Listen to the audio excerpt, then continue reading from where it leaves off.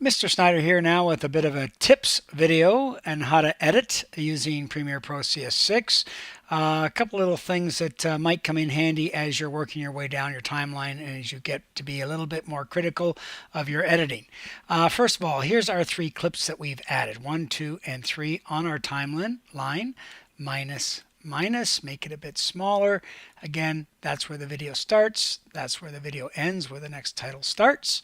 Okay, and we play it, space bar to play, space bar to pause. Now, you won't really hear the audio. I've had to disable it from the recording on the tutorial, but you'll hear it sort of in the background off the speakers because I was having some issues with it cutting my microphone out as I was doing the tutorials. But you will see the audio over here on the audio meters, so just be aware the audio is there. You won't always hear it full up.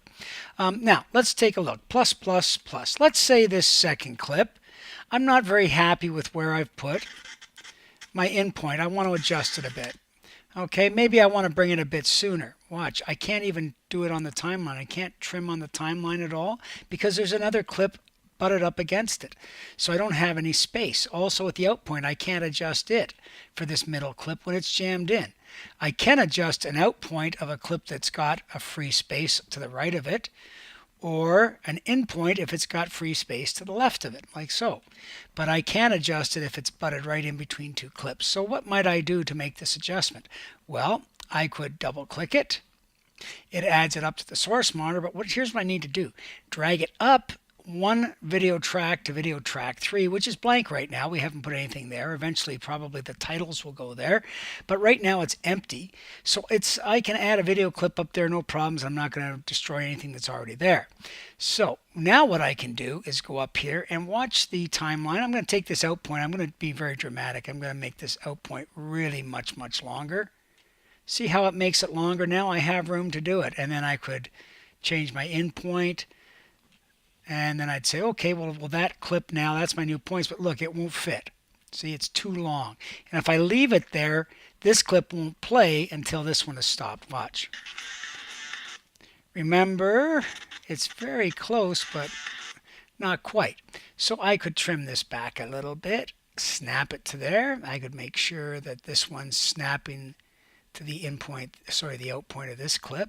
Now it's exactly the right length. I can drag it down. I've changed the in and out points of the second clip simply by dragging it up, making my adjustments and dragging it back down. Think of this as kind of like a little parking spot for clips that you can bring it up there, make some modifications, and then bring it back. I don't like this. I didn't like that second clip. I liked it better before because I didn't like the points I picked arbitrarily. Command Z. Command Z, Command Z is your friend. Keep going, Command Z until, there we go, drops it back. What happens if I have a clip that's kind of in the wrong order? Let's take clip 3, make it clip 2, and make clip 2 clip 3. So now what we've got is entering the room, entering the gym. He puts on a label on his shirt, and more entering the gym. Now, I think this is a little bit out of order because I'd like to stick with entering the gym shots first and then get to the name labeling. So what I'm going to do is, again, use this parking lot up here. I'm going to drag this clip that I want to move, drag it up, drag the other clip over, snap it, drag the clip down, and snap it down. Make sure when I click there, yep, there we go, the title's going to start. You can use your arrow keys, your cursor keys on your keyboard to go forward or backwards one frame at a time. If you go to the left arrow, it goes backwards one frame at a time. Back, there we go, one frame, backwards, left arrow, back, left arrow, back, left arrow. Forwards, right arrow, forward, right arrow, forward, right arrow, forward, right arrow. So I know I'm good. The other way, of course, to check that is just to take that out point and snap it to that marker. But if you do want to look at something in detail, you can advance one frame at a time with the right arrow, or go backwards one frame at a time, left arrow key. Okay, so that's one little tip for you, is how to use the track above that's empty to manipulate clips to be put back down to the timeline.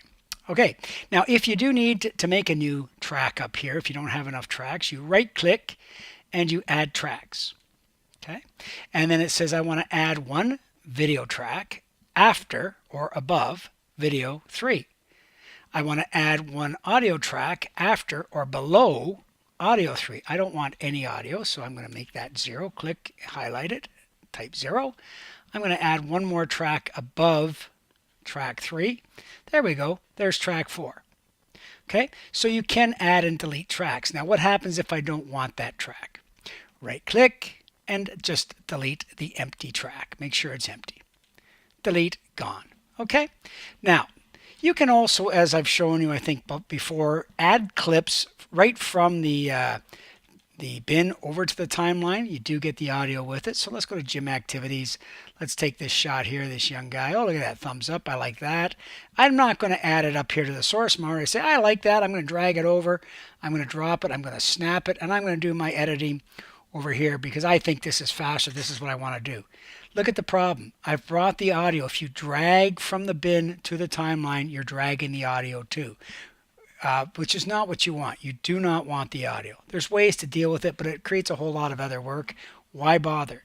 Don't drag from there to there, from the bins over to the timeline. Simply make edit adjustments on the timeline as you need to once you've brought it down from the source bin, okay? So click, delete, gone. I would double click, find my points right before the thumbs up. Oh, right. Just as the thumbs up starting, that's my in. Okay, and then right as he smiles, thumbs up, bam, out. Oh, there we go. Drag it down, and now I've brought it down nicely. Okay, so no audio down below. Okay, let's see how it looks. Thumb up. Okay, I want to extend that in point a bit. I think it's too quick. So I'm going to just drag on the timeline now. Bam, see that? I've got now the thumb actually coming up. Nice. Saving my project, auto save. Make sure you save your project frequently during the course of your edit or you will come to regret it. And save multiple versions. Don't go Command S or File Save because you're just saving over top of the version you're working on. You always want to go File Save As and make a new version.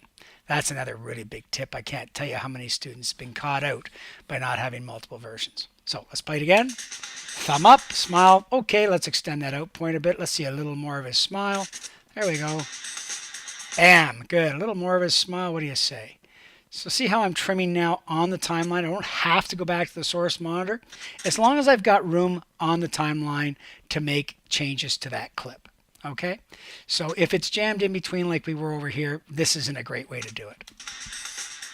Bam, good. Oh, his eyes look away. I'd actually cut off before his eyes. Watch this. I'm going to use my arrows.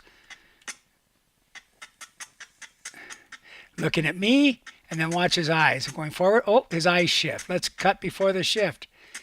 Take my play bar to that point. Trim it. Trims and snaps to the play bar. Now I won't see that eye shift. See that? That's how you edit. That's what editing is. Editing is about making very small adjustments that make a big difference to your video. And you're going to train your eye to see these differences as you go along. So that's editing on the timeline. Again, don't drag from the bin to the timeline. You don't want to have the audio with you. It'll be very annoying and you'll have to get rid of it. Okay, next.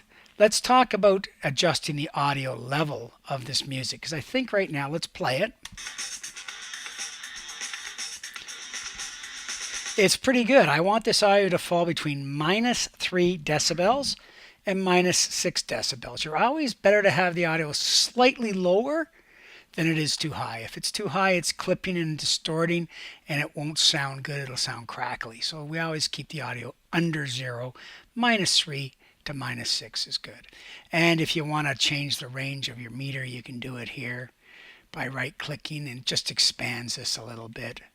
Let's go to 24. There, now it really blows it up. Okay, all that's doing is expanding the range. No big deal. That's a right click. Okay, now, how do I adjust the audio? Well, first I've got to unlock this music. I'm going to make this music way too high for the sake of this tutorial, because your music may be high on your template. I don't know. Right click. I'm going to go to Audio Gain, and I'm going to add 15 units, decibels. Decibels are the unit of audio. I'm going to add. Plus is a positive number, which makes the audio go higher. by 15 decibels. Click OK. Watch the waveform. Bam! Look at how huge it is. It's actually squared off at the top. That's telling me it's probably distorted. Look at that. It's going to be way too loud. You're going to see the meter way off the charts here. Watch this. See, you see red, you're dead. That's one of our favorite phrases. If you see red in audio, it means you're dead. It means it's too high and it's distorting. So let's right click, audio gain. It tells me right here that I've already raised it by 15 decibels. So let's take it down by 20 decibels just for fun. Watch. Oh, see how it's added 20? That's because I forgot the minus. Minus 20. I want to decrease it by 20. Okay, and overall I've adjusted it by minus 5. Let's watch my audio waveform down here on audio 1. Bam. That's a much more normal waveform, but let's see where the music falls here on my audio.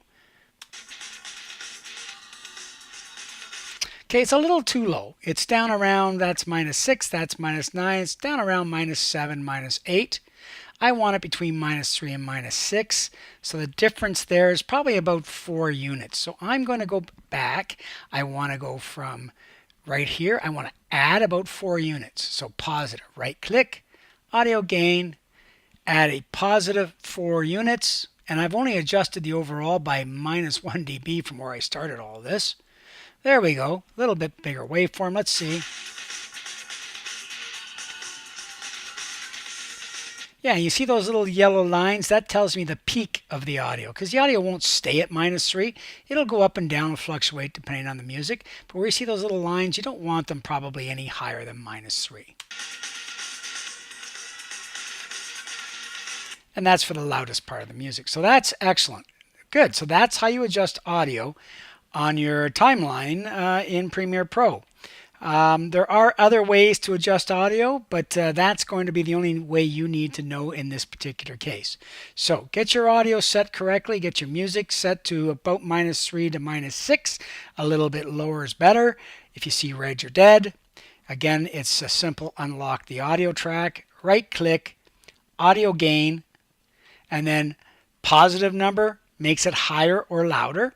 Negative number makes the audio lower or softer. Okay, so adjust that and enjoy the rest of your editing.